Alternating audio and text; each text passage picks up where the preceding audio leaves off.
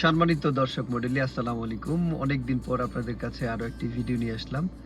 আজকের এই ভিডিওটির মূল বিষয়বস্তু হচ্ছে যারা ড্রাইভিং প্রফেশনে আছেন অথবা যারা ব্যক্তিগতভাবে নিজের গাড়ি ড্রাইভ করেন তাদের জন্য কিছু ড্রাইভিং সংক্রান্ত কিছু বলতে পারেন গুরুত্বপূর্ণ বাণী।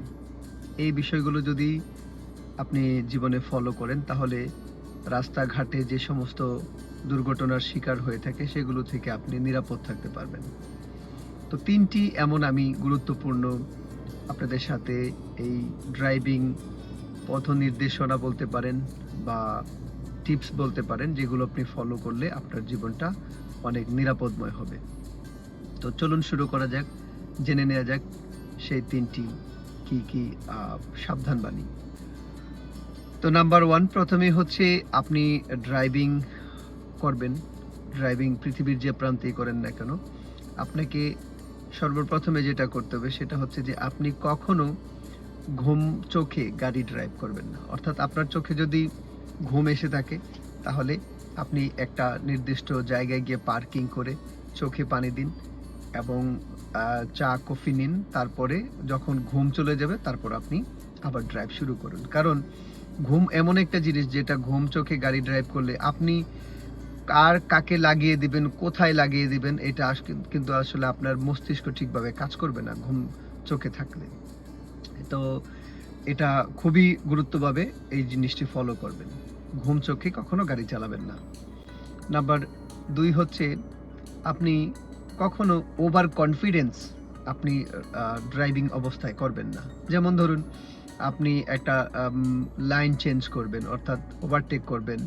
তখন আপনি মনে করতেছেন যে হ্যাঁ, এইটা আমি করে ফেলতে পারবো।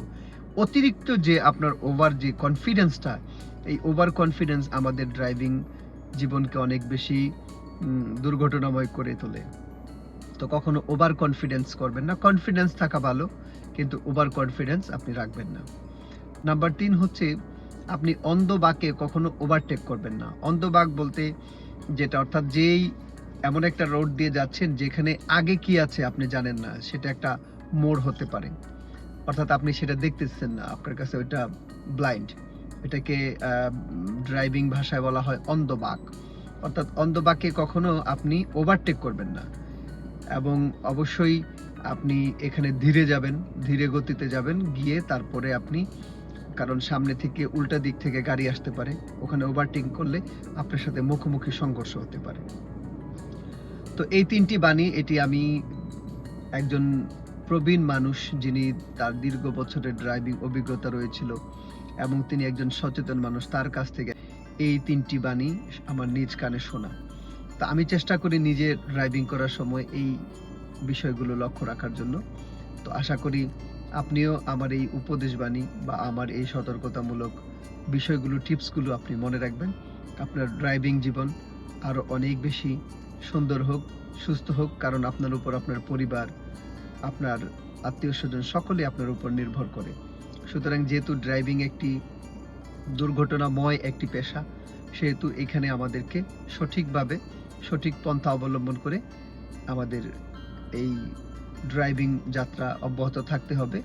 আর বাকিটা আমরা আল্লাহর উপর ভরসা করে ছাড়বো। যা হওয়ার তা তো হবেই, কিন্তু আমাদের যতটুকু সচেতন থাকা যায় আমরা ততটুকু করব। তো আমার চ্যানেলটি যারা দেখছেন, আমার বক্তব্যটি যারা শুনছেন, এখনো যারা আমার চ্যানেলটাকে সাবস্ক্রাইব করেননি, আমি বলবো আমার চ্যানেলটিকে অনুগ্রহ করে সাবস্ক্রাইব করবেন, আমার পাশে থাকবেন। তো সুস্থ থাকবেন, ভালো থাকবেন। আল্লাহ হাফেজ। সালামু আলাইকুম।